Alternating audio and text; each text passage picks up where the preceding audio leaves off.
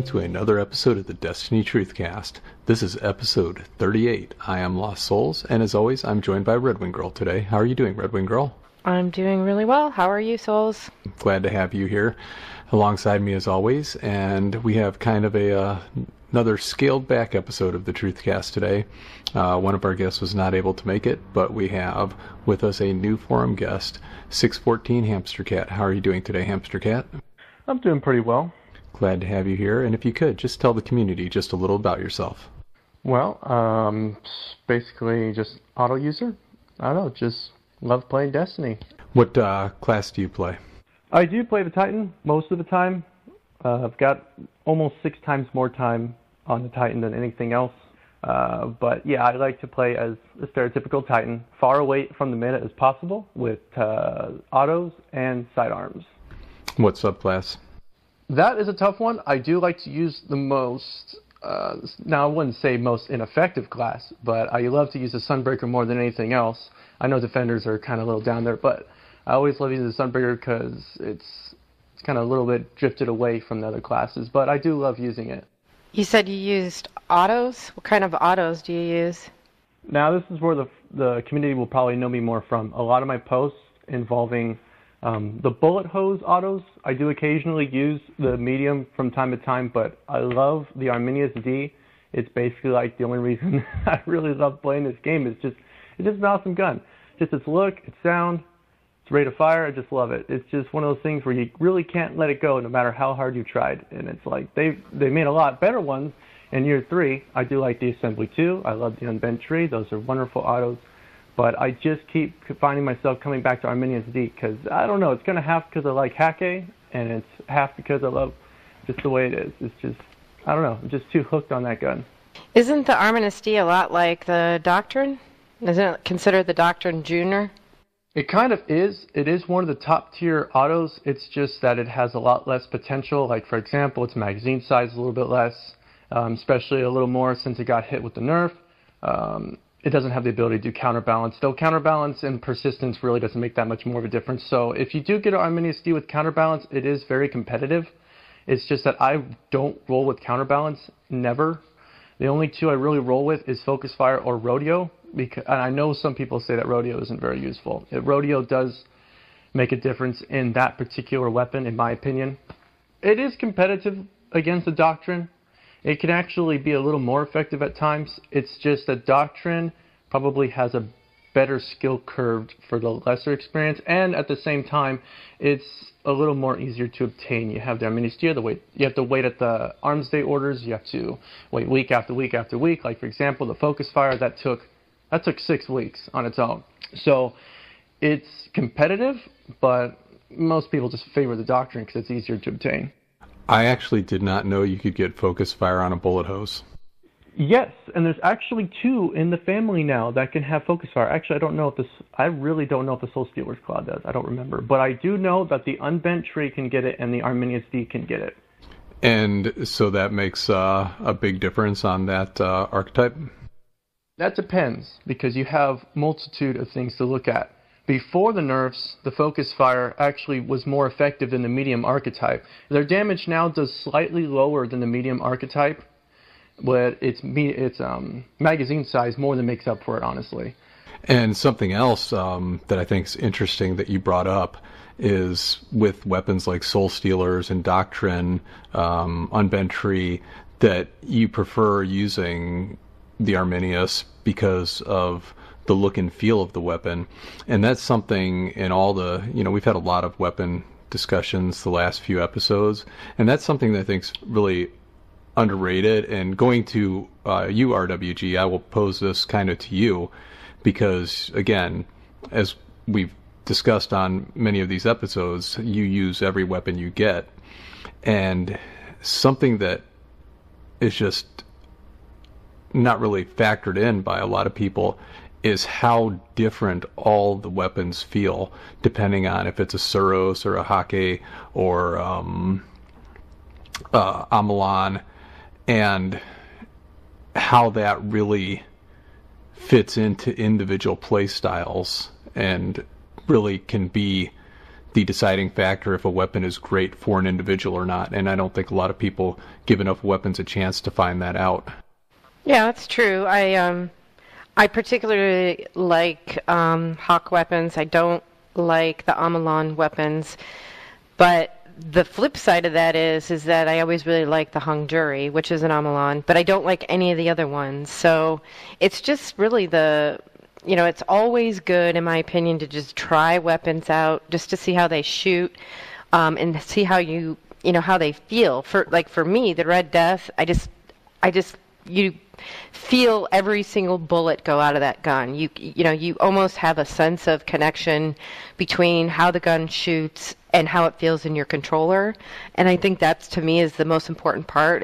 I actually feel connection between the trigger on the controller and what I'm actually doing with that gun.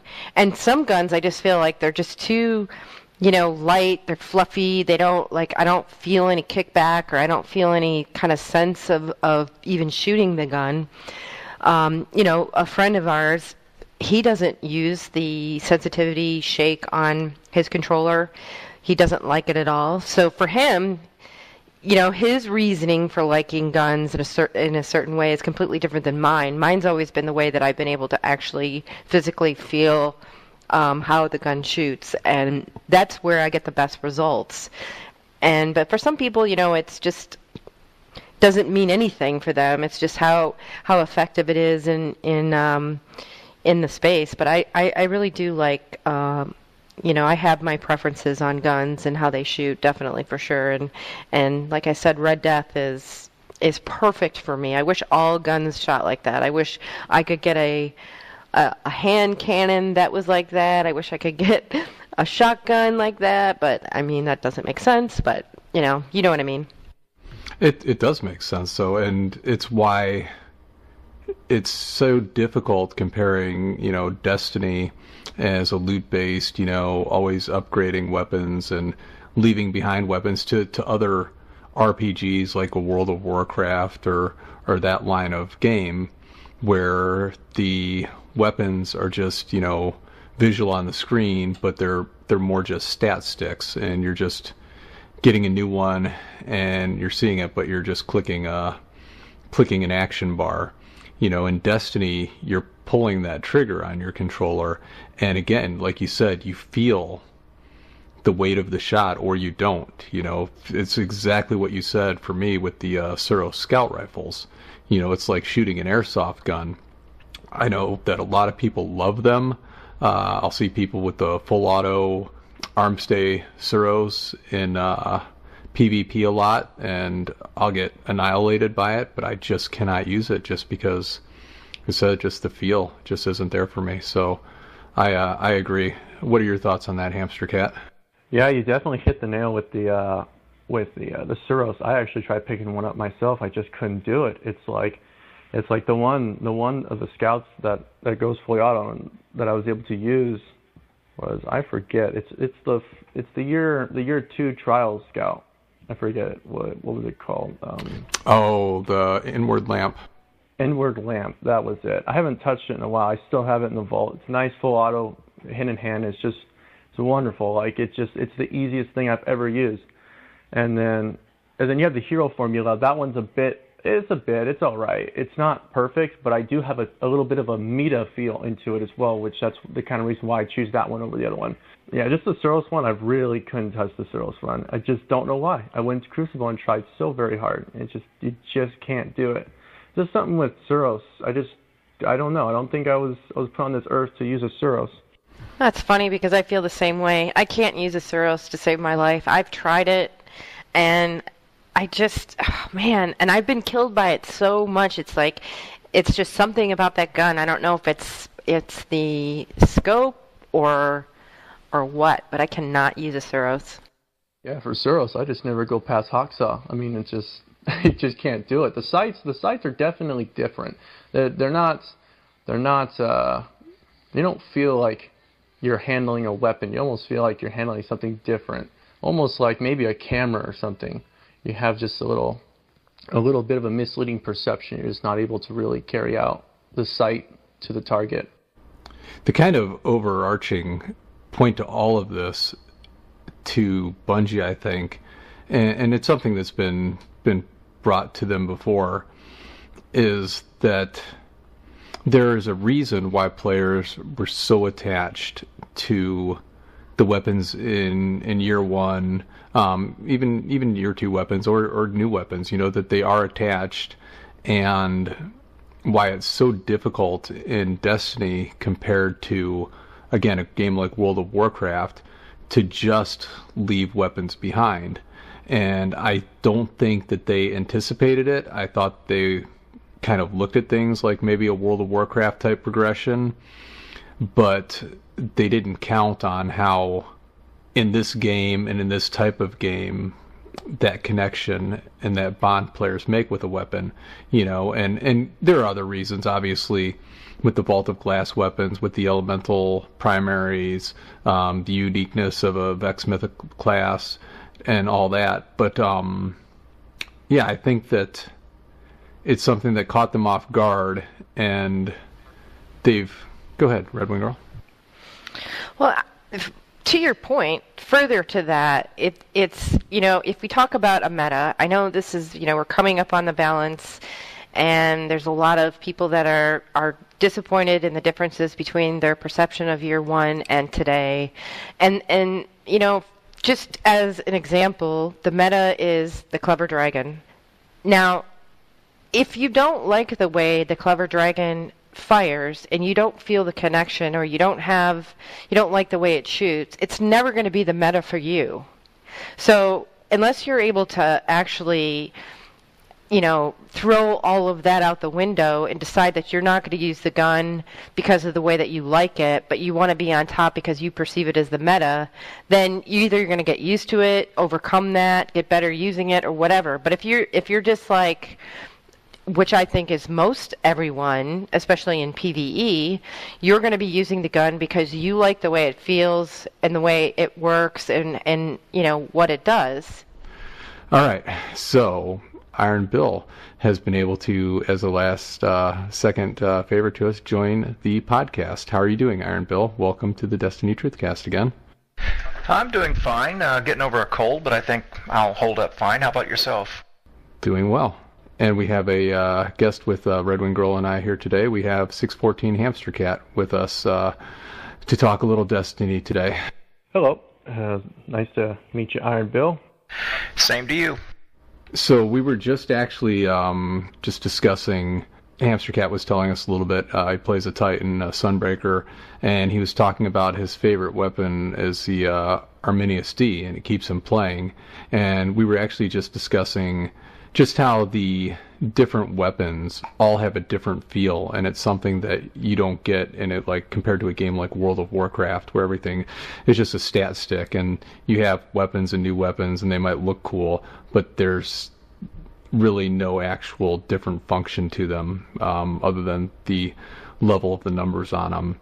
Whereas, in a game like Destiny, RedWingGirl was saying, there's nothing in this game that compares to the feel of Red Death. It's just a perfect weapon for her, and just the way it handles the weight of the shots and whatnot, and how Bungie, to a degree, they underestimated how attached players would be to their weapons going to year one.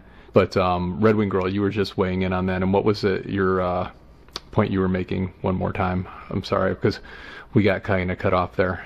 What I was really trying to, try to get to is more or less a segue into IronBill's post, which is, that for the sake of nerfing weapons to make them balanced or to have perceived metas for PvE use, most of these weapons are still relatively good, but the ones that are supposed to be the best ones, like the Vex, really got, had the hardest impact from the nerf.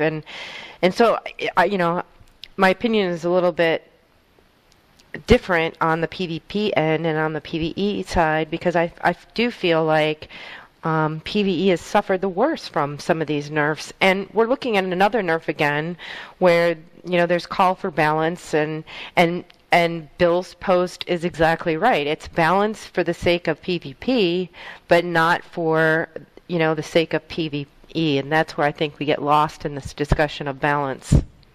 Yeah, and I know, last week we had Mercules join us, and so we had a lot of talk on the PvP aspect of this game and how weapons interact.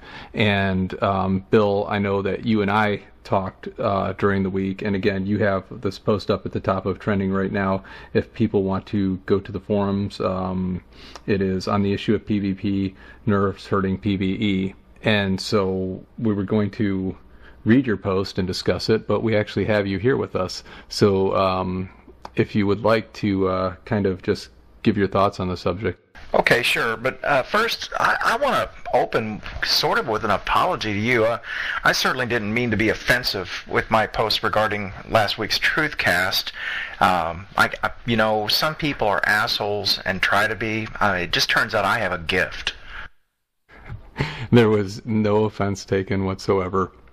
We have been friends on the forums going back two and a half years now. The thing with these discussions is, with the Truthcast, what we try to discuss different aspects of the game, and people have different opinions on it, and we post them up. And what we hope for is that people will want to interact, and as we get to know the community that are on the program, and just kind of build real discussion where it's not so much the flaming that goes on the forums, but actual talk and back and forth and give and take.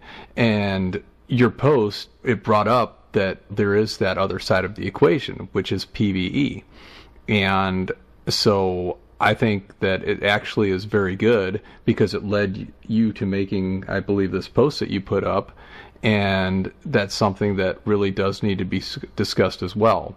So, like I said, we had a little back and forth on the subject, but there's absolutely nothing to apologize for, no hard feelings. Like I said, I'm glad we're having this conversation. And can you imagine the discussions that they have at Bungie over this? I mean, the whole problem with elemental primaries must have been a major discussion within Bungie, I'm sure, unless it was overwhelming. I'm not sure, but I'm sure they just have as many discussions and back and forth disagreements and agreements as everyone does on the community forums. And I think it's a healthy way to maybe get a different view on certain takes. And anyway, this post, actually, I really liked it, Bill. I think you did a really exceptional job of outlining on the PvE side. Well, thank you. Again, Souls is right.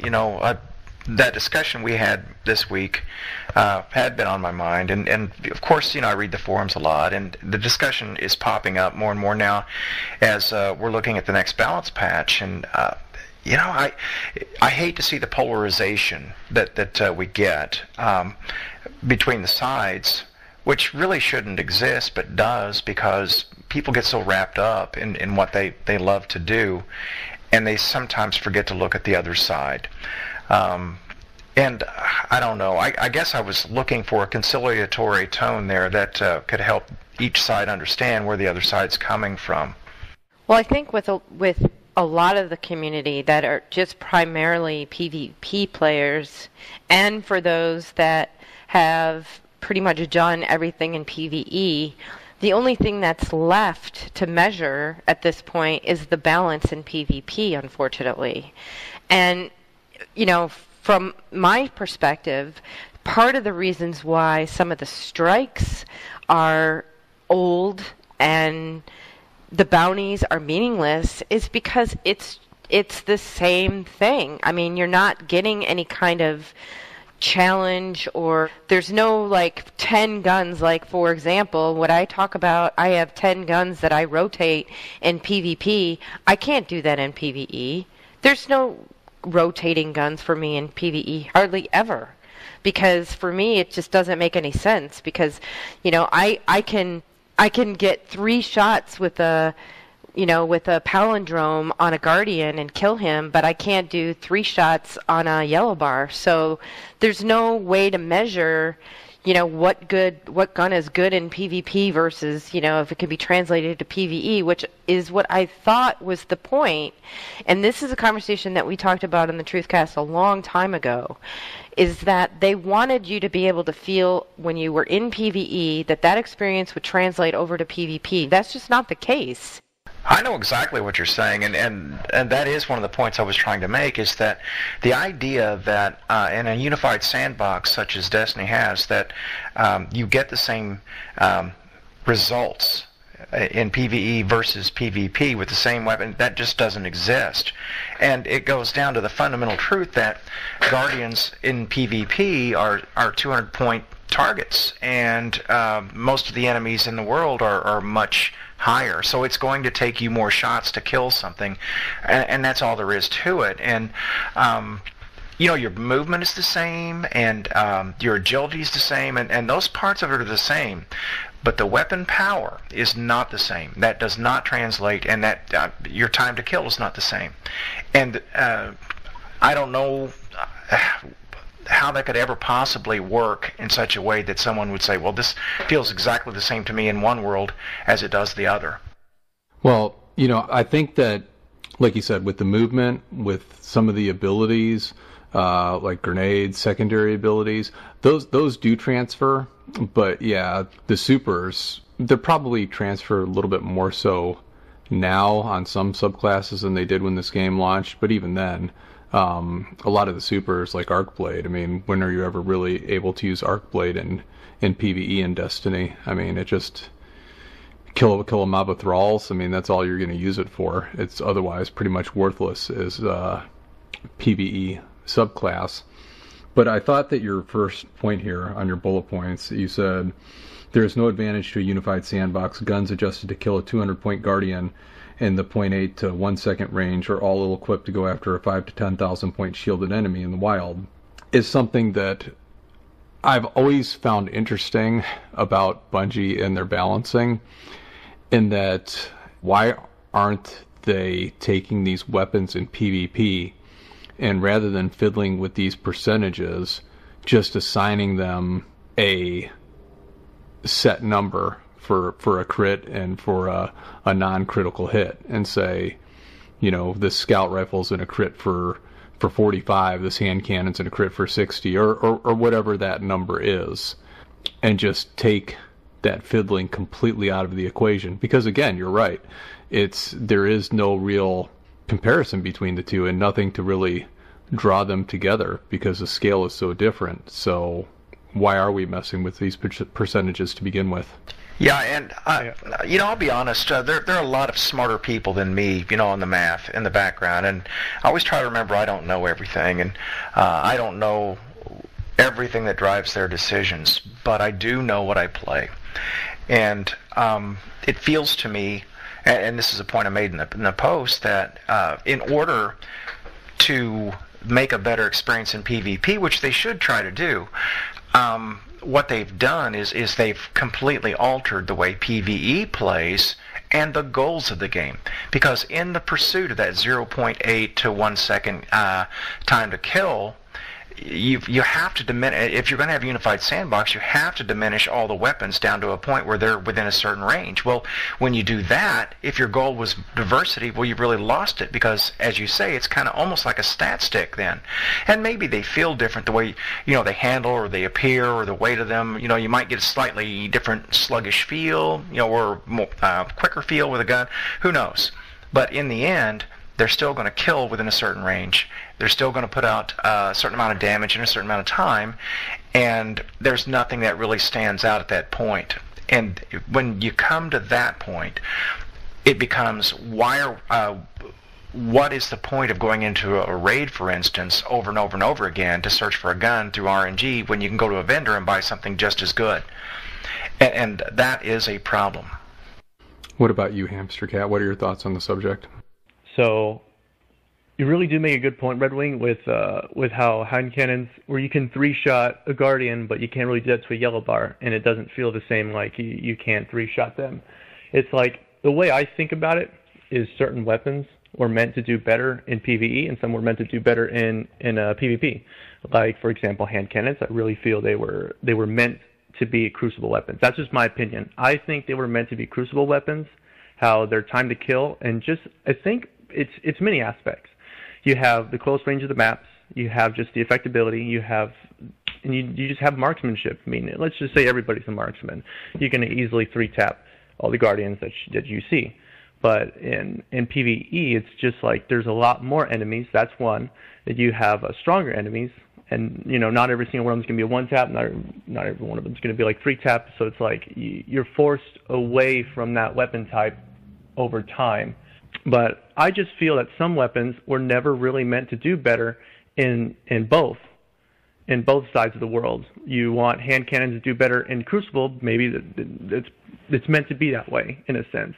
You have auto rifles, which I personally think are not really doing that well in PvP. That is true, but I really feel that they do very well in PvE still, and that's why I continue to use them basically 24/7. But in the Crucible, I'm always finding myself going to a pulse. It has never been really, I've stopped using autos. The last time I used an auto was like Hack-On's Hatchet in the Crucible, and you barely make it. You barely keep your head above water with those kind of weapons right now. Well, you've just discounted the Fatebringer.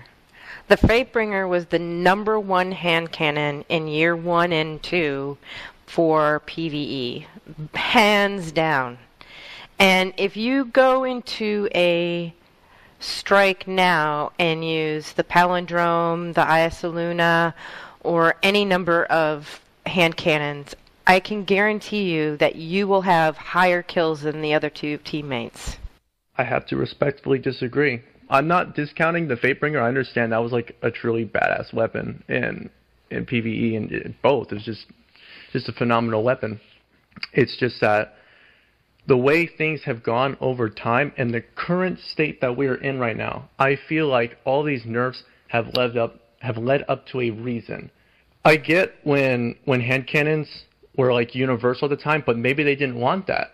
Well, I'm going to say, touching on that point, my personal preference would be to have guns that I enjoy to use in one world or the other, but they don't necessarily have to be the same. So, for me, for instance, for PvP, I'll use actually a Cyril Scout or Monte Carlo.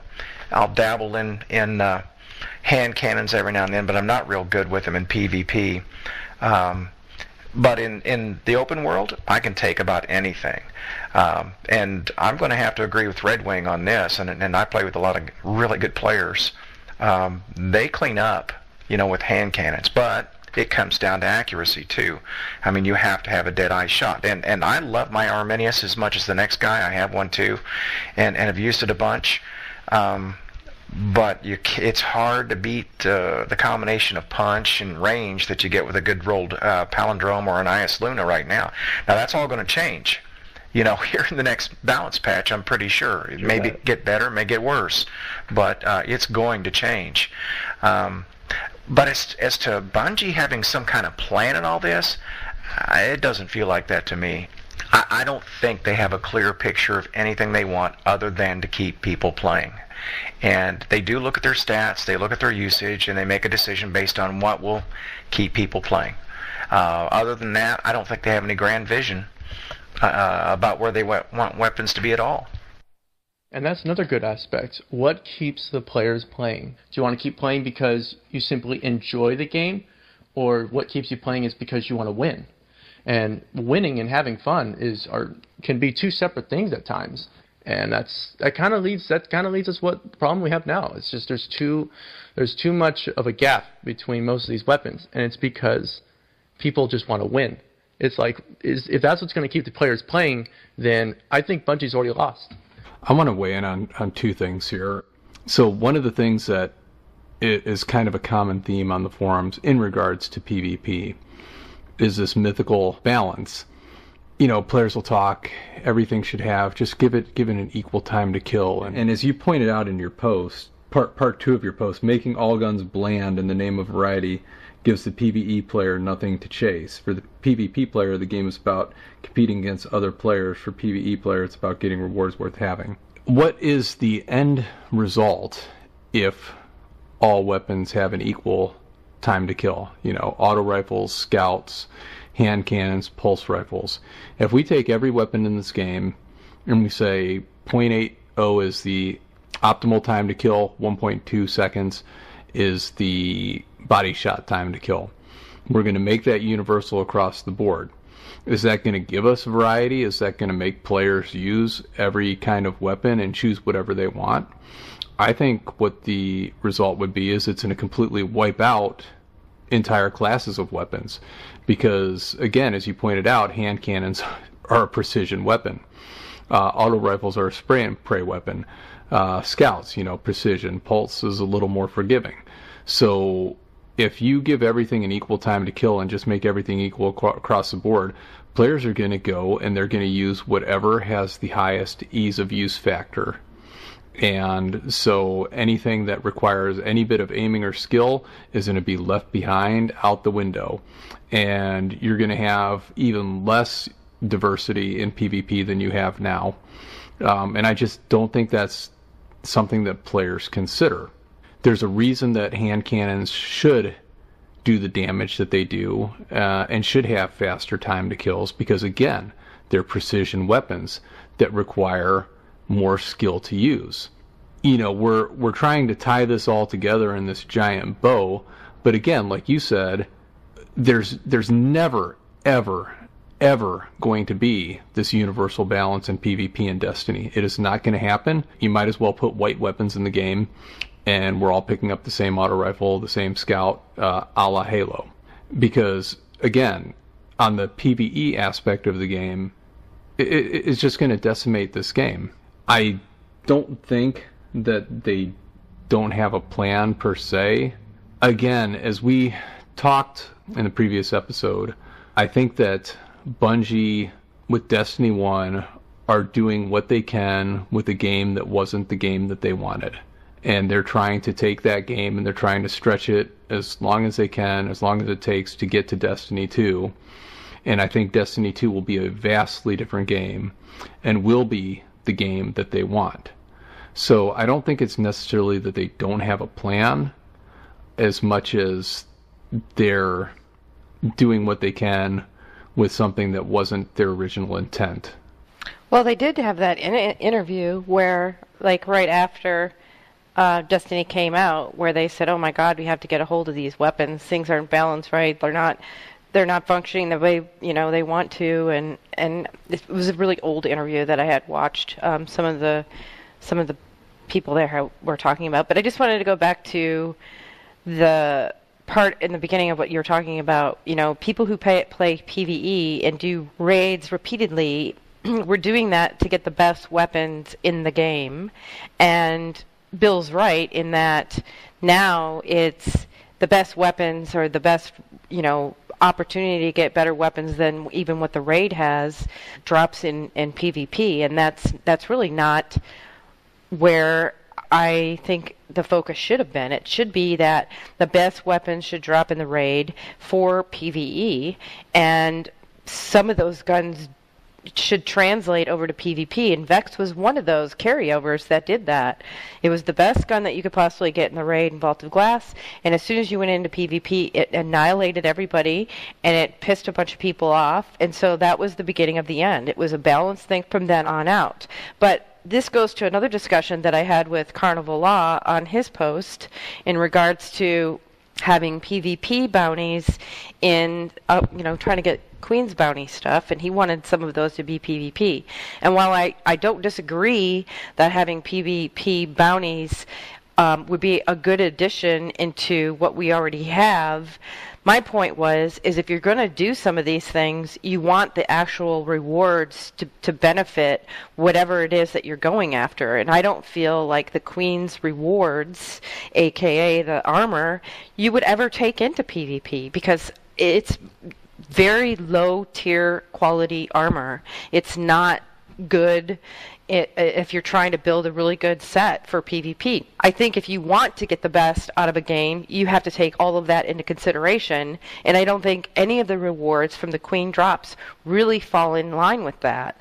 So it's sort of the same concept. I mean, if you're going to balance guns for PvP or PvE, you want to have the rewards drop accordingly, and I just think that some of that is unbalanced. So let's look at a couple of guns. You mentioned Vex, which was an outstanding all-around PvE gun, even after they nerfed it. And, I'd be the first to say, the first 2 weeks of that in the Crucible, it had to be nerfed. There was no question about it.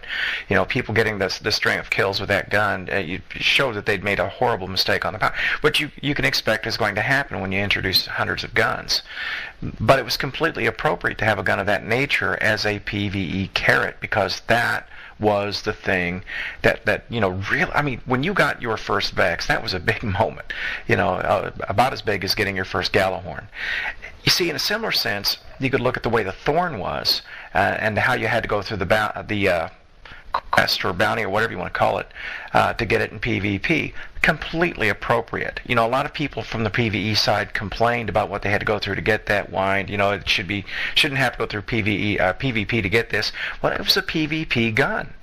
And, for a while it really dominated PvP, and maybe it got to the point where it got ridiculous. I don't know. I never really had that big of a problem with it, but I think that's a perfect way to do your guns. Have these guns fall from where they do the most good. And I agree with you on what Carnival wants. I mean, I'm not against PvP bounties for the Queen's bounties either, but there are no Queen's weapons there that I would say are going to be all that helpful, or armor even, for PvP. I don't see it. Now, maybe I haven't looked at it hard enough that way, but I don't think the loot pool there benefits PvP in any way. I want to ask this. The dominance of Vex, how many 30, 40 kill games did you see people put up on pre-nerf Vex? Did you see any? Because I never saw a single person put up 35 or more kills with Vex in its heyday. So just curious if people were seeing that in any of your games that you played. I know when you heard that thing go off, you ran. You ran or you died. As simple as that. But did you see 30, 40, 50 kill games? People just putting up ridiculous numbers? Because I didn't see it. I've seen, I think, 240 kill games in 2.5 years playing Destiny. One was someone using Pocket Infinity, and the other one was someone using Plug One. I can't believe I couldn't remember the name of it. And again, so everyone talked about the dominance of this weapon, but just like Thorn, when Thorn was supposedly the end-all be-all, I didn't see Thorn players putting up 40 kills in games. I didn't see them topping every leaderboard. So that would be my first question. Did any of you actually see people putting up just stupid results with these weapons? No. Well, I can't delve too far into the past. I mean, I haven't been a year one player, honestly. And the only time I did see a 40 kill match was Rift during the Meta Multi-Tool era. That's the only time I can recall that. I would have to say that in year one, 40, 50 kill games actually were far more common. This was before the Mercy Rule. This was basically purely CBMM. I mean, it wasn't exactly, but it was more so. And yeah, there were people that ran roughshod, and I had friends that could do it. Now, if I'm being honest about your question about seeing the Vex run up big scores in a game like that, no, but those scores did happen. And on top of that, the forums were alight with discussions of the power of that weapon. And the fact that Bungie hit it so quick does say that it really was that big of a beast. I know when I faced it, I mean, that was that. I mean, if someone caught you out in the open with one, you're dead. Simple as that. You could not bring anything to bear on them in any way. Oh, but you could. There's a whole lot that we have in our arsenals to counter weapons when we're outgunned. And everyone wants to say, well, primary versus primary, well, this weapon's going to win. Well, the thing is, it's not just primary against primary. I disagree, Bill, that it needed to be nerfed. Because, again, yeah, as a primary, it was unbelievable. But if you compared it to a one-shot fusion rifle from that era, then it did not have any real advantage over that. Okay, so let me clarify something here. What I'm talking about is the first 2 weeks the Vex landed. And if you played during those 2 weeks when it first hit, it was something special. Now, what it became after that, I agree, absolutely no problem. And if I think I'm pretty well understood to be very anti-nerf, but that is one I think they had to do. And you think, if they drop hundreds of guns, they're going to get one horribly wrong once in a while, and I think that's one case where they probably did. Now, we can disagree on that, but there it is. And as far as the Thorn is concerned, I never felt that was a problem. Thorn could be countered. That forced you to play a way maybe you didn't want to play. I mean, if you're somebody who wanted to push all the time, you're going to push into a Thorn, you're going to die. So you're going to have to take a little bit of a different tactic with that gun. That said, I never, even in its worst, felt like that gun had no counter to it, and for all the reasons you've talked about. And you make a lot of excellent points about combining classes and secondaries and heavies, and there's a whole lot more to this game than the primaries. And the other thing that I touched on today, and this kind of leads me into, is that we have to take responsibility for our own play. And sometimes when we get concerned about what's killing us, that becomes the problem for us. Instead of facing what we did was wrong and stupid and maybe beyond our capabilities, way beyond what we should have tried, instead of that, it's much easier to say, well, that wasn't my fault, it was that gun's fault because it was too good. So I want to kind of shift this just a little bit because, we had this discussion last week on PvP, but what I would like to do is bring this to kind of feedback for Bungie on what you would like to see differently going into Destiny 2. Because again, as we head into that, as they're working on it, how would you like to see the PvE weapons function, the PvP, PvE split, just what would you like to see them do differently, and what do you think works, and just as we go into D2? I'm kind of doubtful whenever I think they should separate PvP and PvE. This is one of those things where it kind of has to happen, and if it didn't happen, you'd be more confused that it didn't happen than if it did. Elemental primaries, I was never able to experience the elemental primaries. I'm kind of a year 2 player. I didn't really get too deep into the year 1 aspects. When it comes to just the weapon balancing, I personally think they just need to keep it rock, paper, scissors, where certain things specialize in something else. And I'm kind of a little bit against the time to kill. It's not of the utmost urgency. You want them to be close enough, but a scout shouldn't have the quickest time to kill if they have the advantage of range, or pulses shouldn't have the biggest advantage to kill if they have range and damage, and then hand cannons shouldn't have the universal aspect where they can kill at range, but they can have a very substantial advantage when they're in their range. So it's kind of that thing. Hamster Cat, if you don't mind me asking, what do you primarily play? Are you a PvE or a PvP player, or do you play both about evenly? Where does that fall out for you? Definitely not both evenly. I'm definitely more PvE. I'm kind of just one of those people now these days. I'm kind of just a drifting mercenary. Just join raid, strike. I definitely love to play the very full extent of Iron Banner. And I do love to play Crucible from time to time, especially when my friends drag me into it, and especially when they drag me into Trials. I love doing that too. But yeah, I'm definitely more PvE. I feel like they've gotten to the closest they've ever been. Just looking at all the patch notes, I love to research. I love to just jot down every single little thing. Sure, they've had to smack down a lot of weapons. And am I mad about the fact that they nerfed Arminius D 4 times, where you have the 2.5%, the 6%, you have the magazine size, and because of Arminius D, the maximum ammo capacity. They did not really confirm that one, but they did nerf the ammo capacity on that gun in particular, not Doctrine or the rest of them. But am I angry about it? No, because I understood that the weapon was having an advantage over too many things. The bullet hoses, if you had the accuracy, they shredded you. Instant Swiss cheese, you were done. And in PvE, the focus fire bullet hoses were doing more damage than the medium archetype, which is basically the exact same fire rate. They did more damage. So when they brought the nerfs down, I noticed it was doing a little bit less than the medium archetype. I actually thought, you know what, that's the way it is. Well, let me suggest, just say this. Let's take a pre-nerf Arminius. And I use the Arminius as much as anybody. Now, you could take a pre-nerf Arminius in its heyday and lay it against a clever dragon right now. And who wins depends on the range of that fight. And my thought here isn't that the way it should be? Because that auto rifle ought to chew up the clever dragon at close range. But at distance, the pulse rifle should win the fight. Isn't that the better way to handle it, rather than to say, well, I'm cleaning up with this gun, and therefore I'm going to take 3 or 4 different aspects of it away and see if that adjusts the numbers, which is apparently to me the way they do it. Rather than making a change, they'll make multiple changes until usage drops off. Let me ask you this, IronBill. What would you like weapons to be in Destiny 2?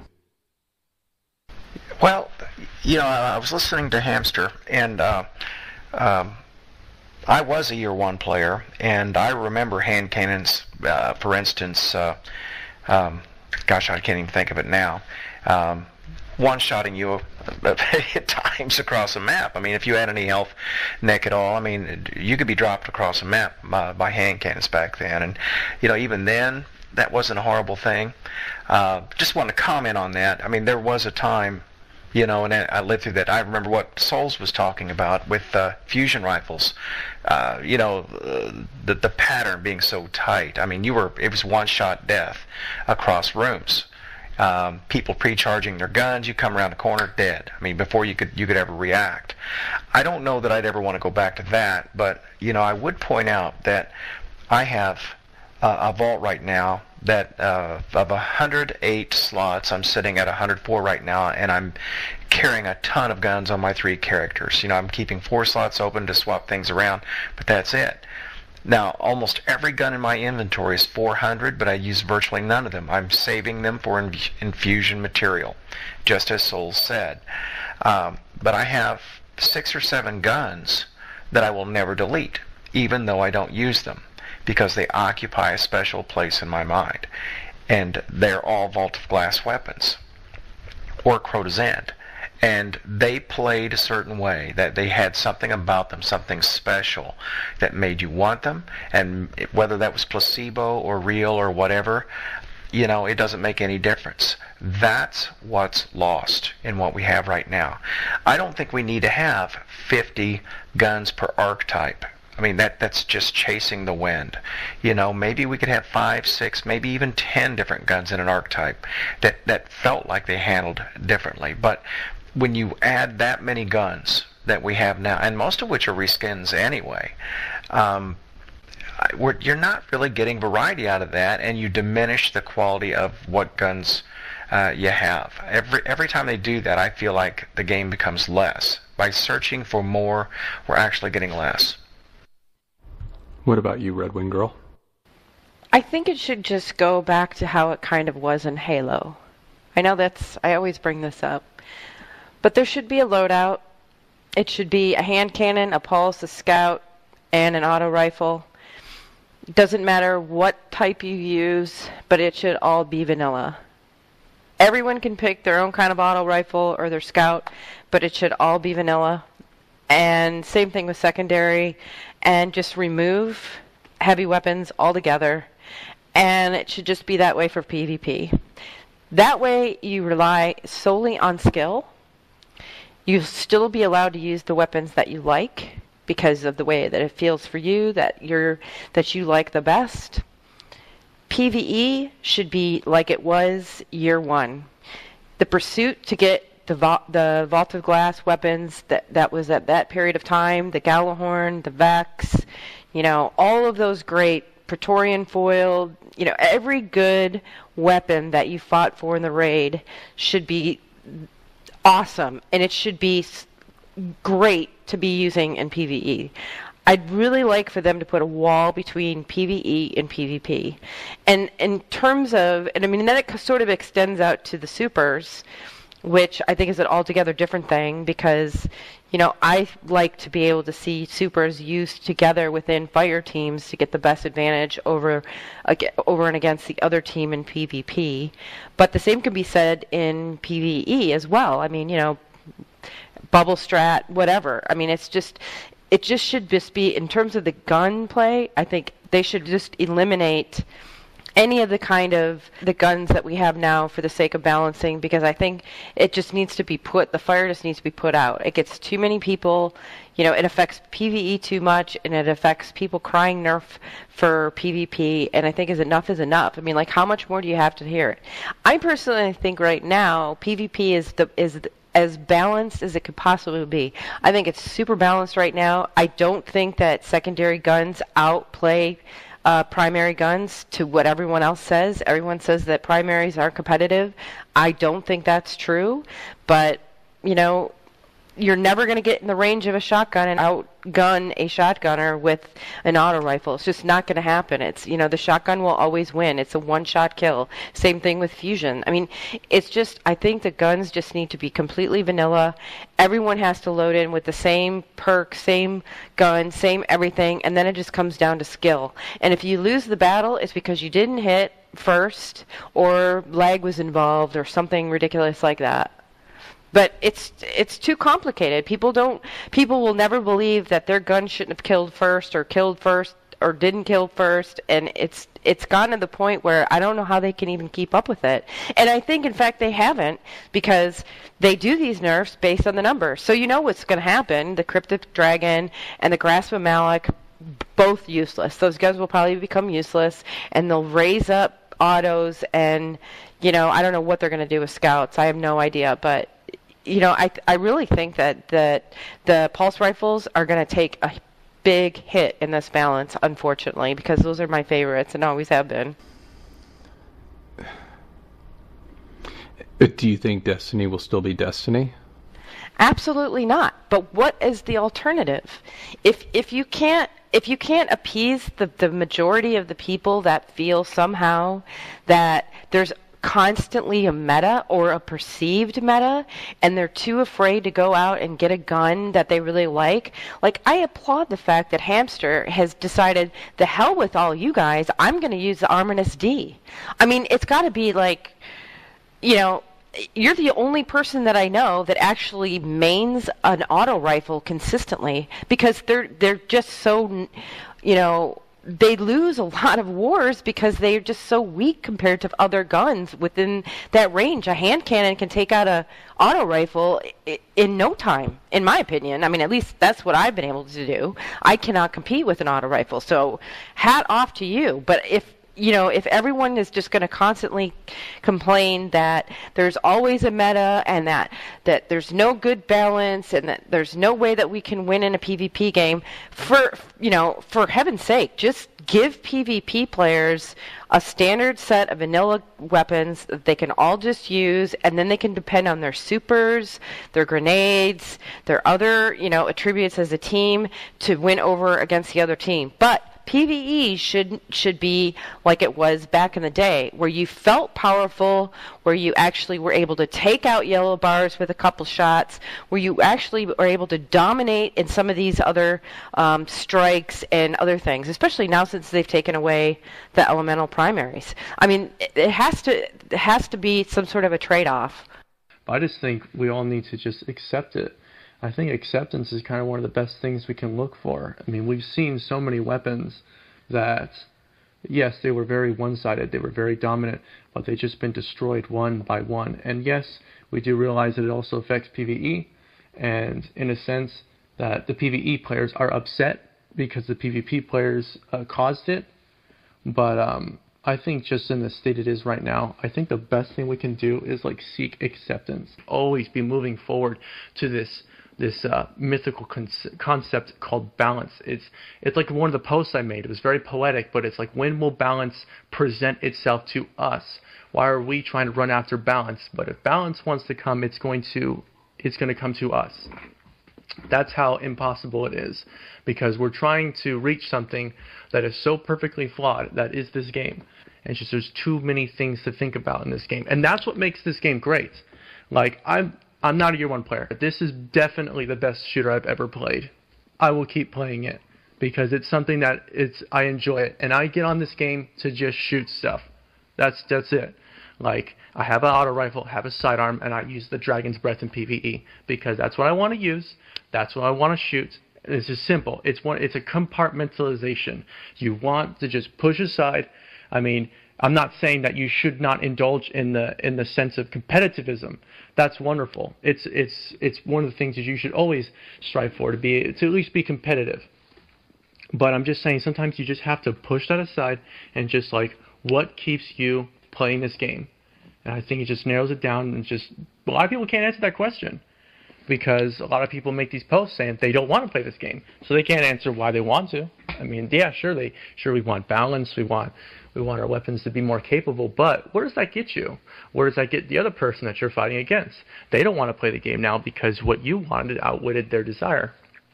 And it's just one of those things where we need to accept that we are perfectly flawed. This game is perfectly flawed, and the best thing to do, and I think the only thing to do, is to not touch pulse rifles. Just not touch them. Just don't. It's nothing. Just don't touch them. Just fix auto rifles. Just that very little bit. Just that tiny little push. And I think that's the only thing we need. Shotguns are fine. So it just needs to stay the same.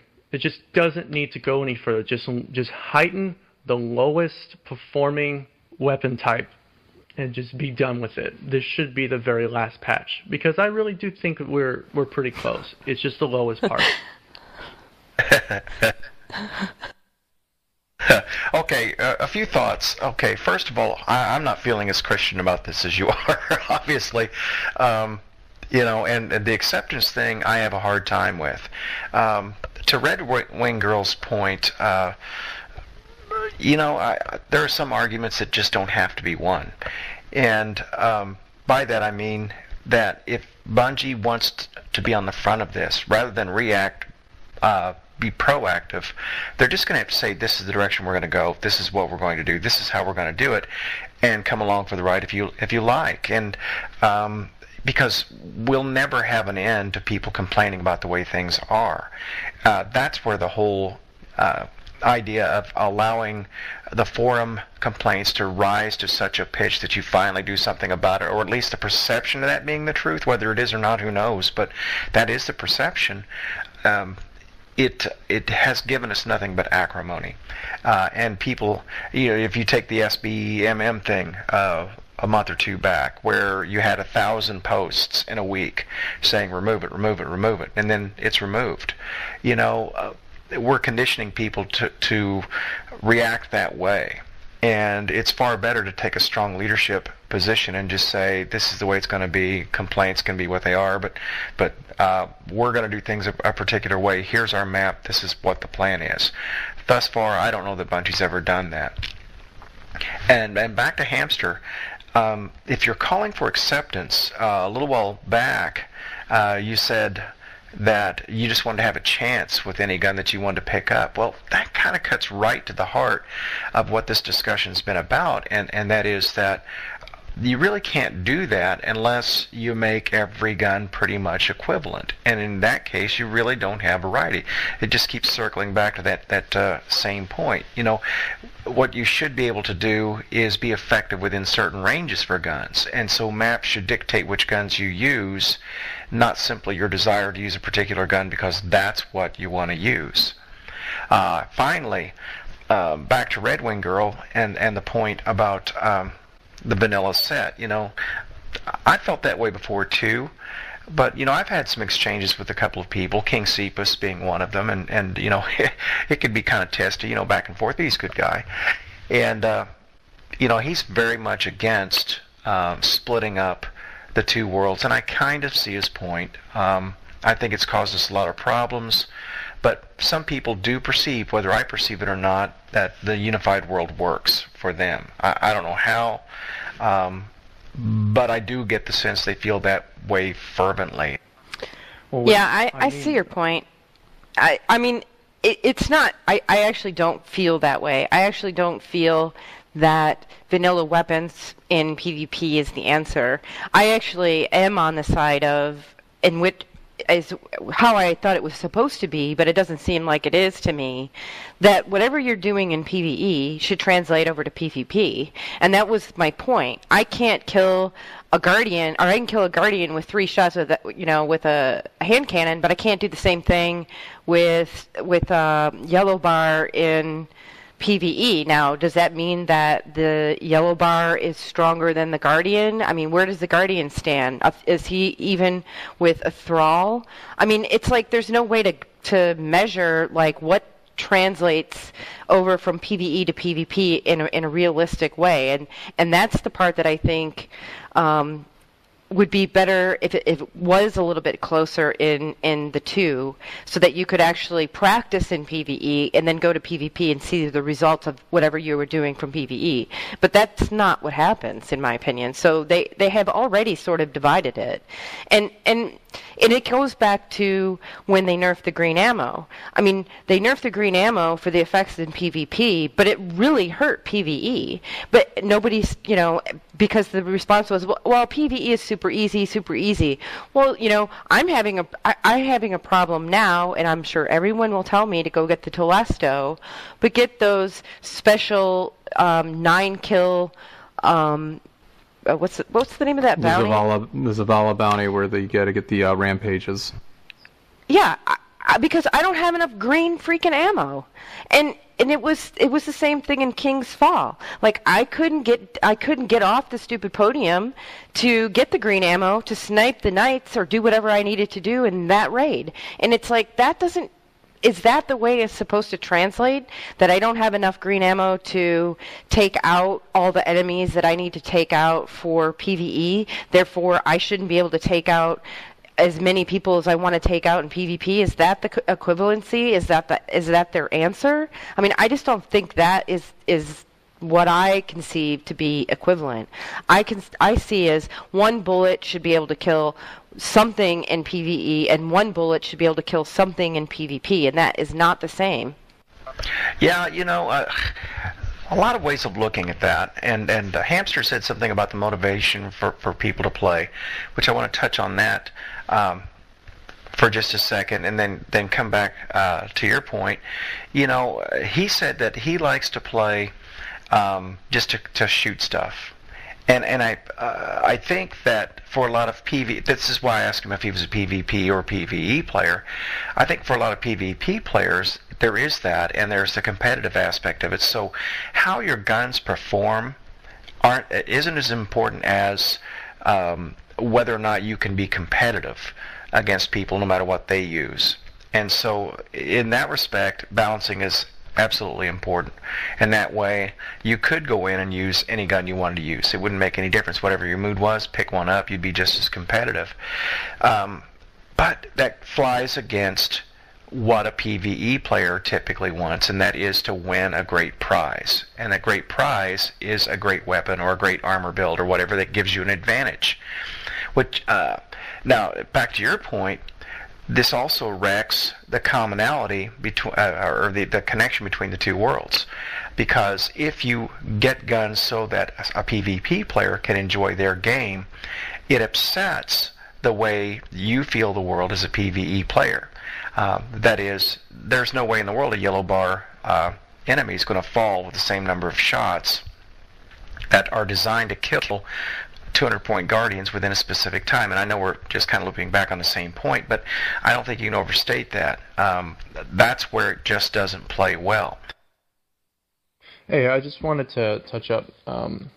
I believe in the reality where one weapon should be better than another, but in no way do I believe that one weapon should have zero chance versus just a little over the majority of the other weapons.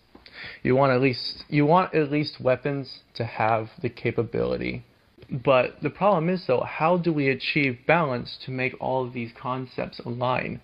Like we've gone through 2 years, and you can see how the balance is now. And there are ways that we can map out as a community to make the weapons better, but we have to truly ask ourselves, is it going to make it better? Well, another thought in this, and I'm thinking of this as you say this. So first, I don't want to be misunderstood. I don't mean dominant, but I do think it's difficult to have the number. And what do we have? Hundreds of guns. There are just going to be situations where some guns do have zero chance against other guns, and I don't think there's any getting around that. Now, if it's the place where a gun is pretty much not viable any of the time, maybe it's a gun we just don't need. Maybe that's just something we leave out. And that's kind of what I've been driving at overall in all of this, is that I do believe we have too many guns when it gets right down to it. I would take quality over quantity any day of the week.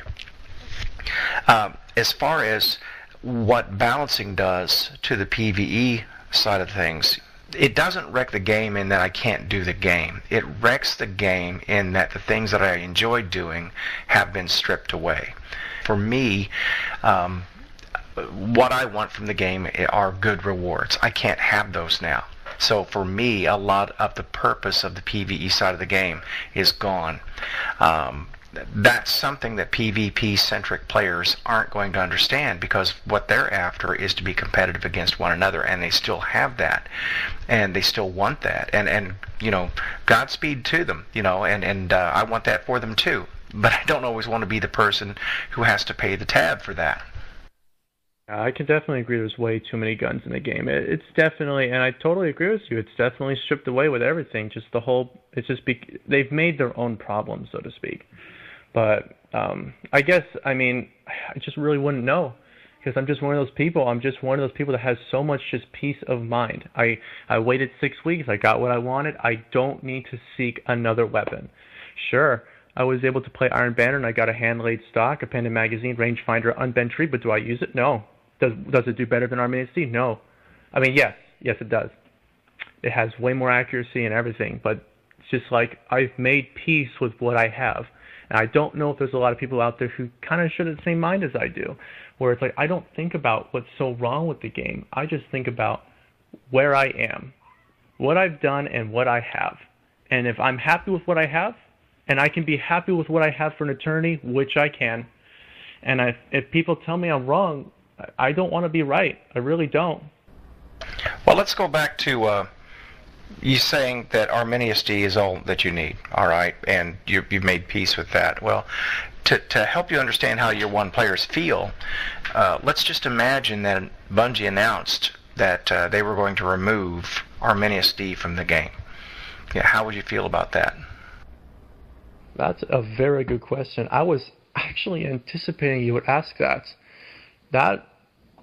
It's basically a simple formula. If Arminius D is the reason I play and they took that away, I would simply have to walk away. I know it's a very just severe thing, but it's just like I'm just not one of those people where it's like I have what I've desired for so long, and it's to the point where they can make it as weak as they want it, and I'll keep it, and I'm going to keep using it because I'm going to try to adjust to it. That famous word, adapt, that you see everywhere in the forums.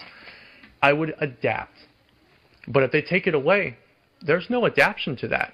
That's almost like being condemned. Like the people who use that weapon should not play this game because you liked it that much.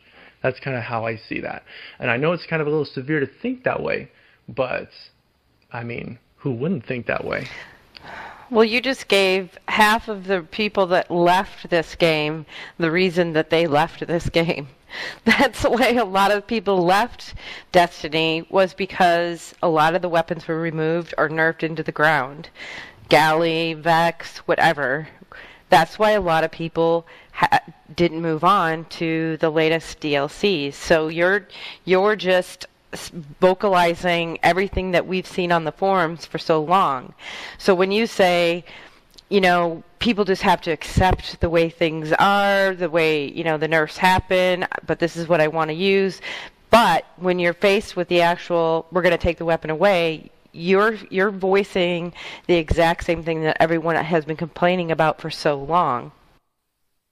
That was why I asked the question, because that's exactly what happened to us. We did lose those guns. We did lose our Fang of Uriut, our Vision of Confluence, our Vex, our Pray This Timepieces, all those great weapons. For all intents and purposes, they were removed. And not only that, once you realized that that thing that you loved could be so arbitrarily taken, you start to think, well, what is the point of grinding to get those things that will be taken away? Not if, will be taken away. And that was the anger that a lot of PvE players had with this. And again, I don't think PvP-centric players really get that, because as far as they're concerned, you can still be competitive with other guns. What's the difference? Well, the difference is, and RedWing, I think either you or Soul said this earlier on, I don't think Bungie calculated how attached we would get to particular things, but we do. And I know I did. It was a year basically off of all rating and anything for me, because I didn't see the point in doing it. I've just come back to that here recently, thinking I'll just give it another chance and we'll see where it goes. But yeah, that's why I asked the question, precisely that. What makes it different, if it's, I know our Red Wing said if it's nerfed into the ground, that isn't necessarily the concept of it being removed, because like I did say, it can be nerfed as much as it wants. I'll still use it. Now, as for if it's removed from the game, that's kind of a loose term, saying that it's removed from the game. It's really not. It's still there. It's just not. It's not usable. It's just not updated. It's not. It's obsolete. It's not gone. It's obsolete.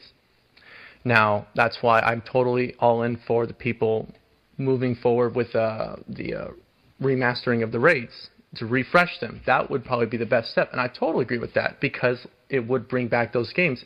It would bring back those guns, which would bring the players back to the game. I was given the question as if I'm using my current tool in a Year 2 Guardian's perspective. Then I would have left. If you're wanting me to go to Year 1, I can't answer that. But I can only say that those guns are obsolete and not gone. So, RedWingGirl, I want to go to what you were saying about the vanilla weapons and yada yada. What could Bungie do differently? So, I don't know, just your thoughts on that. I wish there was other cool perks within the character that actually countered some of these guns, or maybe have a completely new set of class of weapons. Forget the sniper. Let's have lasers, or what happened to the Spartan laser and stuff. I mean, I know that's sort of the what gun is it? I can't remember it now, but if they just had completely new guns that completely blew away all of those guns that have been pissing people off. I mean, that was the cool thing about the Vex and the Thorn, is because it had all these really cool perks to it, and they were really fun to use. They need to build on those guns, but I also hope that they have other supers that you don't actually have to use, but you have deflective or armor capabilities that sort of also do a little bit of damage as you close in on some of these people, and you have to learn how to counter those and do other things. To me, that would be a little bit more interesting, because not only it's not just gun to gun, you're actually going against armor as well, but that's a whole other discussion. Well, I would at this point like to talk about our next topic, which, we're sitting here and we're talking Destiny 2 and kind of where we'd like to see Bungie go with weapons in Destiny 2.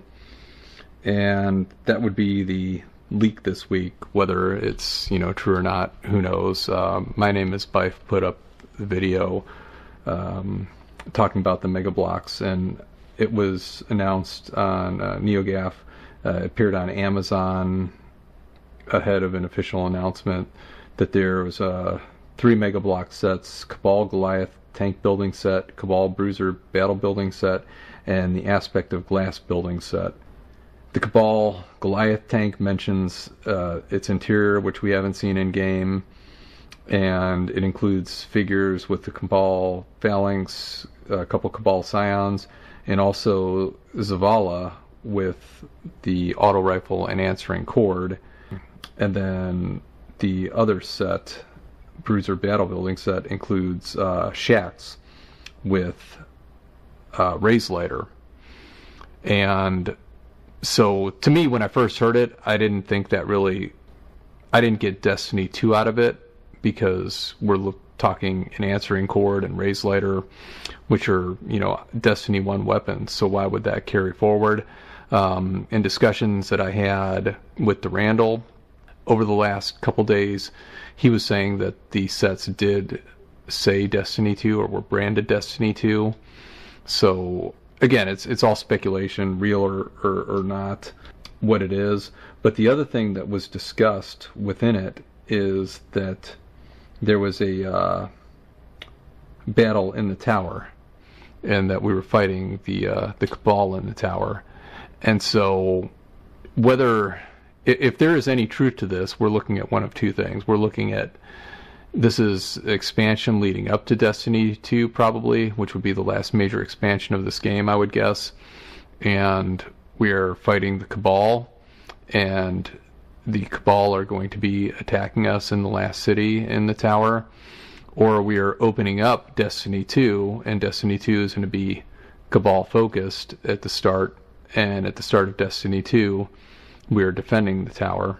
It's been widely rumored for a long time that the tower will get destroyed. There is a Grimoire card, and I don't know if anyone here is into the Grimoire or not, but this was something that Durandal showed me before he was on that episode that he was on a couple ago, and we didn't get to it as far as reading it, but this is under Allies, and it's Mystery, the Vault of Glass 3.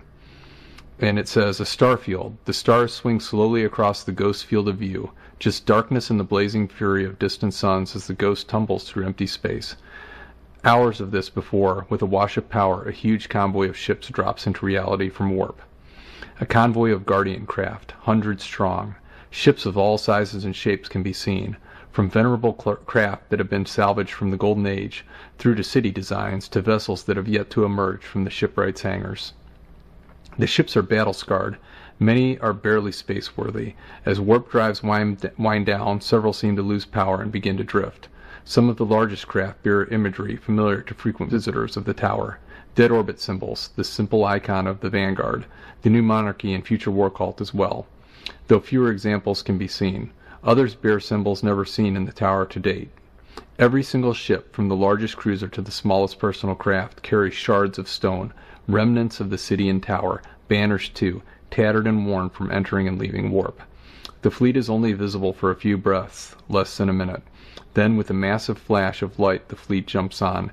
The craft that have lost power are left behind, spinning and whirling away from the etheric weight of their powerful fellows. The ghost spins on, and soon enough only stars fill its field of view until the fragment ends. And, this is something, again, the Grimoire, hopefully, these things are incorporated in Destiny 2, but it very much seems to imply that the tower has been destroyed, and these ships are carrying its remnants. The foundation is there for them to do a reset, for them to move us out of this universe and someplace else. So I just wanted to get kind of everyone's thoughts on what they thought when they heard the rumor, and just what you think it might be, and if it's something that you look forward to running. Would you be excited about a Cabal expansion, be it ending Destiny 1, starting Destiny 2, maybe the long-rumored Cabal raid? Well, going back to the weapons that you see in the MegaBlock leaks, I don't think that means anything in particular, especially when you consider it could be cutscene material showing the final battle. And then at that point, you segue to some point into the future where you have a completely new weapon set. If they were going to intro Destiny 2 that way, it would work. Your other point being it could be some expansion as an interim between now and the release of D2. always possible, but I don't see them destroying the tower between now and Destiny 2 because, well, I just don't. I mean, I don't know how you would continue Destiny 1 without a tower in place. I don't think the Reef or Fellwinter would cover it all. I mean, it would leave a big hole in the story that I don't think they're prepared to make just yet. As far as whether or not I will look forward to Destiny 2, of course I will. Whether it's a reset or a continuation, it doesn't much matter. I mean, I'll give it a shot either way. Yeah, basically same thing for me. I have IronBill, definitely just complete mirror of my thoughts. It's just exactly like it wouldn't make sense if a tower was destroyed now. Just a huge hole. You have to wait for that one. Well, we'll be waiting for that one. Well, I don't think it's going to be a destruction of the tower now. I think it would be part of the story for D2 that we would go into, D2 with, as part of the campaign, fighting for the tower and essentially losing it and perhaps warping into a new area of the solar system for our lives. But it doesn't say that we would be starting over. It says basically that we're warping with made up, put together things of the past, so we could still have our guns, but I am totally not for a reset on D2. I am completely against it. I want this character to be built from day one till the end of this game when they shut the servers off. I do not want to reset. I want to build on what we have, and to me that's more interesting. Well, I think this kind of points to that, though, in the Grimoire and in the fact that we are fighting for the tower. To me, and again, it's all speculation, but it hints that it wouldn't be the complete reset that people are talking about. If we're talking about an actual battle for the tower, then we're talking about our characters being there, fighting alongside Shaxx, fighting alongside Zavala. And to me, that just doesn't really go hand in hand with the thoughts of then us starting a brand new character somewhere else. And again, I hope you're right. I don't want the reset either. I know what we've invested over the last 2.5 years in our characters in this game, the time that we've spent building them up. But I think, to me, this kind of aligns with the fact that we're not going to have a hard reset, that we are going to carry forward our Guardians we have now into whatever future this game has. Well, let's not forget that the opening game of Vanilla started with us being resurrected after, a 300-year sleep of death by our ghost, and who's to say that a similar event doesn't occur, so you get to keep your character, but would you really want to keep a couple of 100-year-old equipment or weapons? That would allow Bungie, and I'm not sure how that would all work out, but that would allow Bungie to allow us to keep our characters, but yet still put carrots out there in the form of new weapons and new equipment to chase. Because no matter what we want, I don't see how it works for a D2 to not have a whole slew of new things to chase, because you have to assume that it'll be at least 2 years before the next release of Destiny 3, if you want to call it that. There has to be enough to keep people busy in that amount of time. This discussion has gone full circle. What we started this conversation is I want to use the weapons that I want to use because I like the way that they're used for whatever I'm doing in Destiny. And I'm not arguing one way or another that D2 should throw up some great new weapons that everyone's going to want to chase. I will also chase them.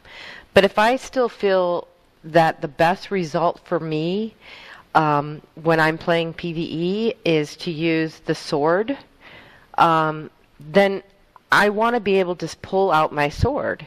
But if that is no longer an option for me because it's been left behind and now I'm going to have to fall against some new machine gun that's probably going to be a reskin of every other machine gun that they've created with some, different types of perks on it that may benefit, that's fine too. I mean, but to me, there's only so many types of guns that you can put in any game.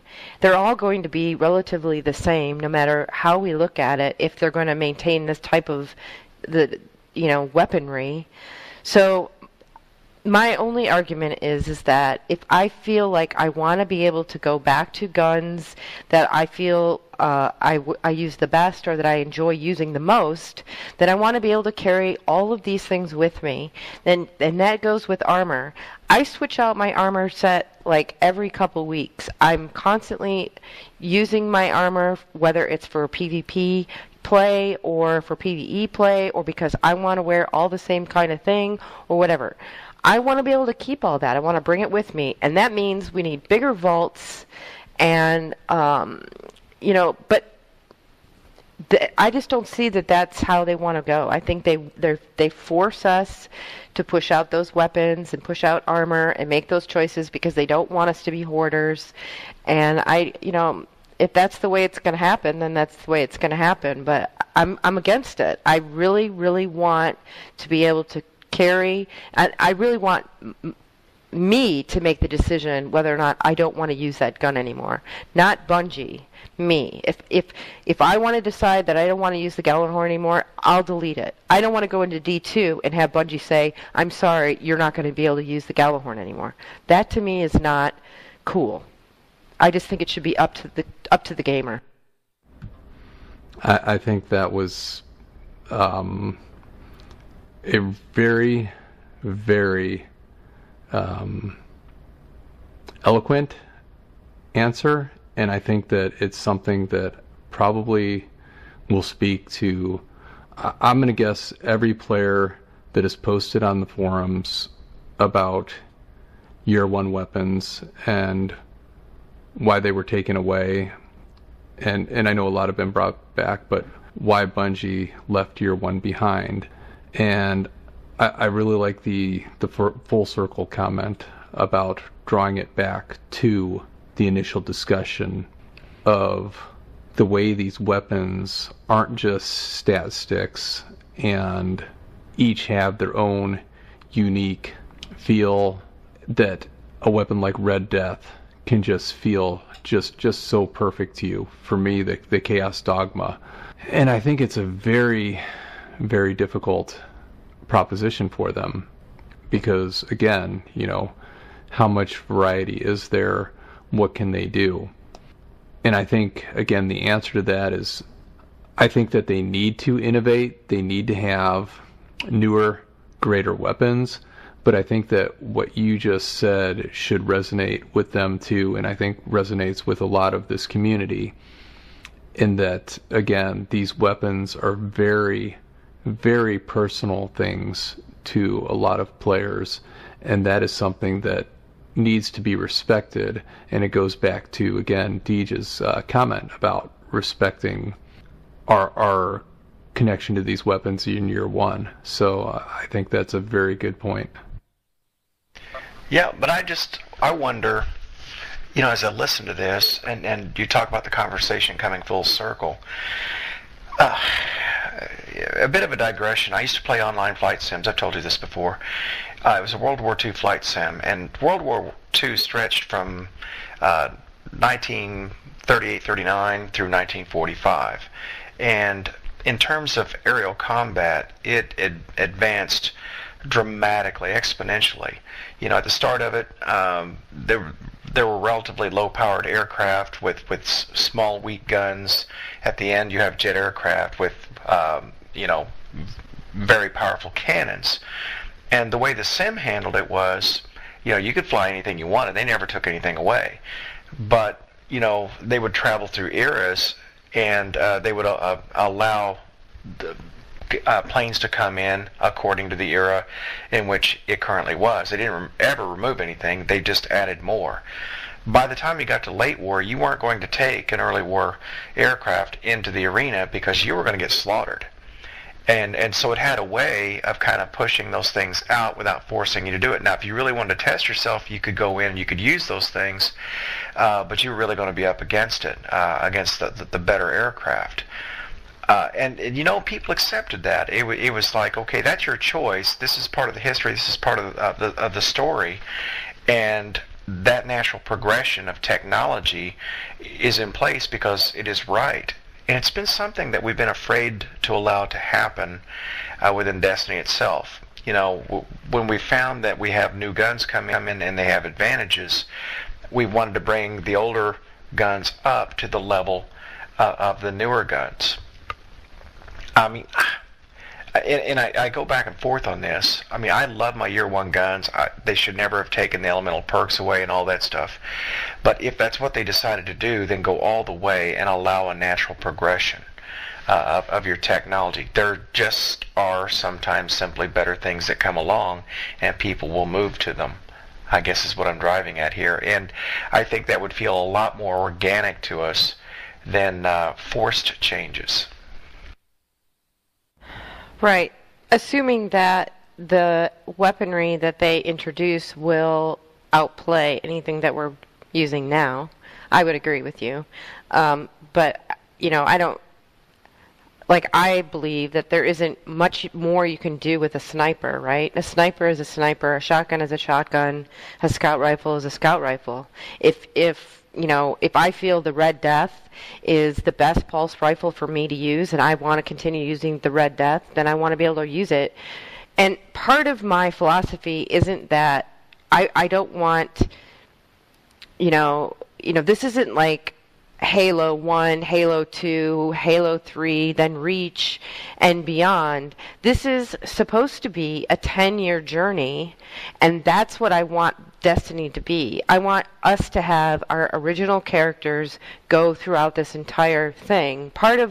I'm probably rare that I've never broken down any of my characters and started them over just for the sake of starting them over so that I could change the way my character looked. I've maintained that I want my character to, when I started it, to be the very first day of that character to go through the entire project. But if it's going to turn out that they're going to roll that back and they're just going to say, we're shutting off D1 after D2 comes out, if you don't buy the DLC, it'll be kind of like the people who didn't buy the Taken King.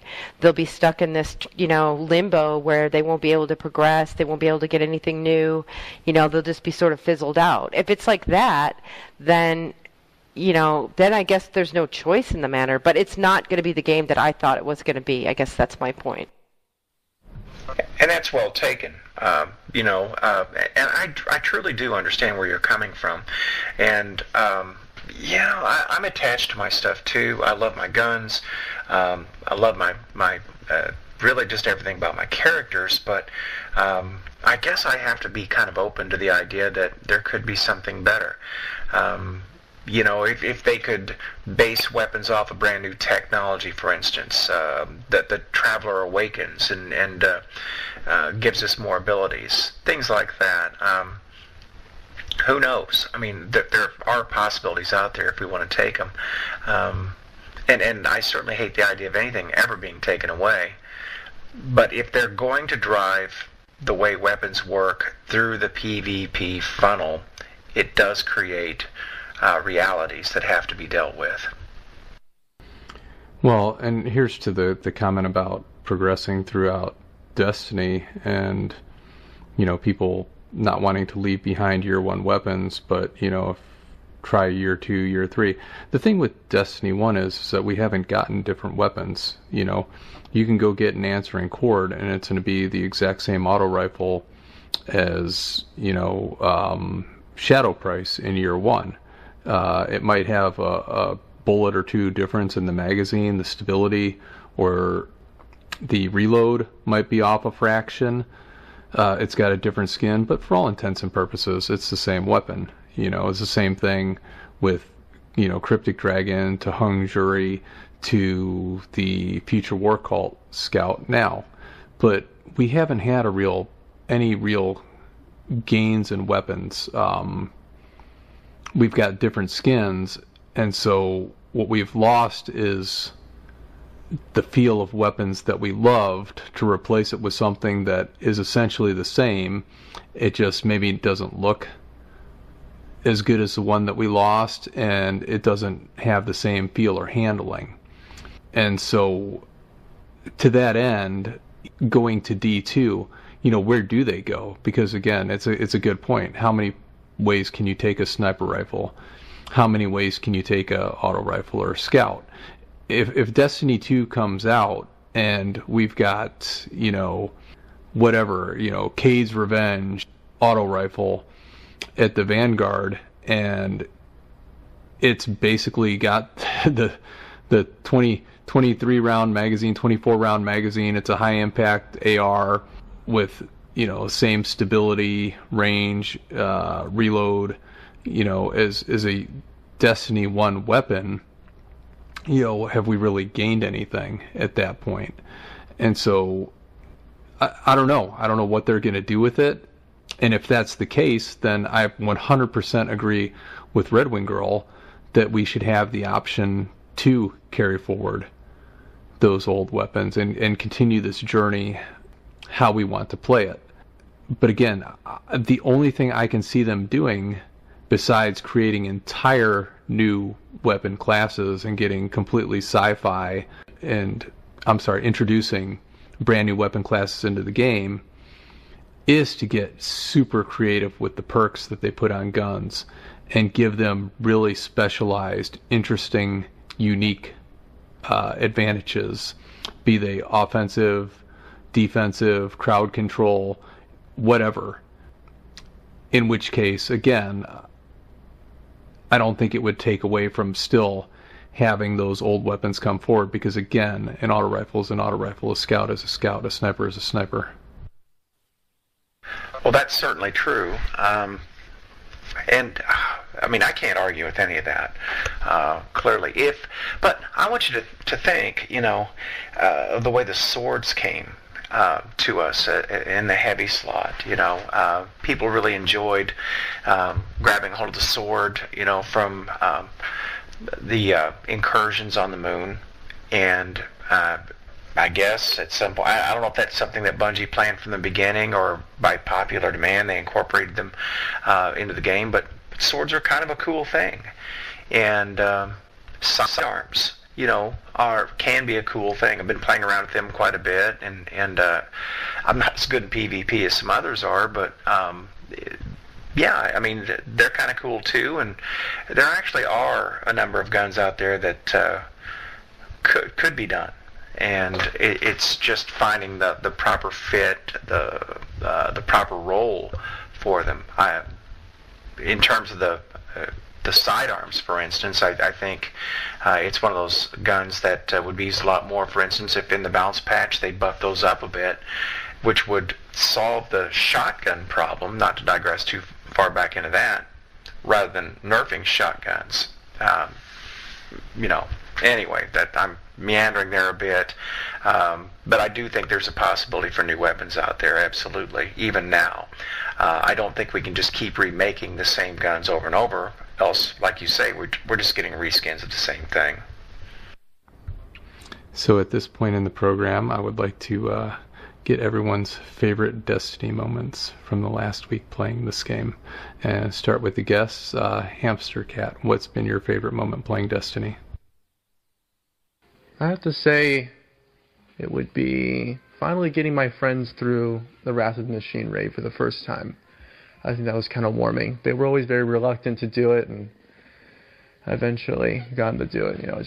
I just loved it. Just finally working with your friends, not strangers, and I think that was just a very warming feeling for me for the week. Did they get good drops? Well, probably, I'm not too sure. I mean, the raid weapons are all decent drops, but I think my friend did get the scout rifle, and I think that's a pretty fair prize. Best weapon in the game, in my opinion. What about you, IronBill? What's been your favorite moment? I agree. This week finally got Flawless Raider Hadn't done that, hadn't messed with it. Really wasn't something I ever focused at, but one of my buddies asked a few of us to run through Crota with him, which by now, of course, we're crazily overpowered to do. But I have an amazing ability to die in the most inane situations, and somehow avoided doing that. And yep, we got that. So it was a good week for that. And you, RedWingGirl? I don't really have anything. Is that bad? I haven't really played too much Destiny. Let me ask you, I don't know if we should share this story or not, but my favorite moment would be playing PvP today. And we actually got to play a little bit with Cosmo this afternoon, and we were in a game where we had 2-3 red bars on the other team. And Cosmo was going up against a red bar on the other team, and he said, "Kill yourself." and he was telling him to kill himself because the guy killed himself with a rocket. But I just laughed for like a minute when he told the dude to kill himself. Yeah, there was quite a bit of red bars in that one particular game that we were playing with. It was kind of funny. Yeah, unfortunately, that's been my experience since they changed over the settings. I've kind of avoided PvP for the most part for that reason. I haven't had too many problems with the lag, honestly. I think it's just been, it's tolerable. There hasn't been any times where one can say I had full advantage and the lag caused that to completely invert. So I'm kind of alright with it. Yeah, some days it's good, some days it's bad. I mean, it's I don't know. Hopefully in D2 they'll have something a little bit better for us so that it's not so bad. Yeah, I hear a lot of people push for servers, but I don't know if it's going to help or not. Oh, dedicated servers would absolutely solve the problem, but that's not going to happen on a game of this scale. You're not seeing any not very many big companies, I should say, doing that right now. It's going to be peer-to-peer, but if they have enough players, it won't matter. If your volume is high, you can pull off peer-to-peer. It's when the numbers drop off like they have that you really see the problems that we're seeing. Well, I'd like to thank both of you for joining today. IronBill, it was as absolute last minute as could be, as we were already recording when I got a hold of you to fill in for our empty spot. So I really appreciate you taking the time to join in today. Thank you. Not a problem, but next time you may reconsider, man. I feel like I meandered all over this thing, but thank you for having me on. And Hamster Cat, thank you for joining us today. Really appreciate having you on. No problem. I do wish TFL Washington got on. If he is hearing this, I do hope next time he will get on, and I'd love to talk to him. I'd love to join in for the week. RedWingGirl, as always, it's wonderful being able to host the Destiny Truthcast with you. Enjoyed another week here with you. Always glad to be here. Very happy IronBill joined us. I really liked your post this week, IronBill. And it's very nice meeting you, Hamster Cat. Yeah, my gamer tag's definitely weird. I'm kind of just that one person. It's just awkward, but I mean, obviously you can tell I'm intelligent, sophisticated. Just I really have that, but then I kind of destroy any thoughts about that with the garbage that I post on the forums. Definitely hands down. And I would like to thank all the listeners of the podcast, be it on SoundCloud, iTunes, YouTube, and everyone who participates each week on the forums. Interested to hear your thoughts, as always, on everything we've discussed today. And we have a big week coming up with the live streams coming up on Tuesday, so we'll be definitely interested in hearing everyone's thoughts on that as we head into next week's episode. So everyone, have a wonderful night. Thank you very much. Arminius D for life. I'm never changing it. Go Falcons. Peace out.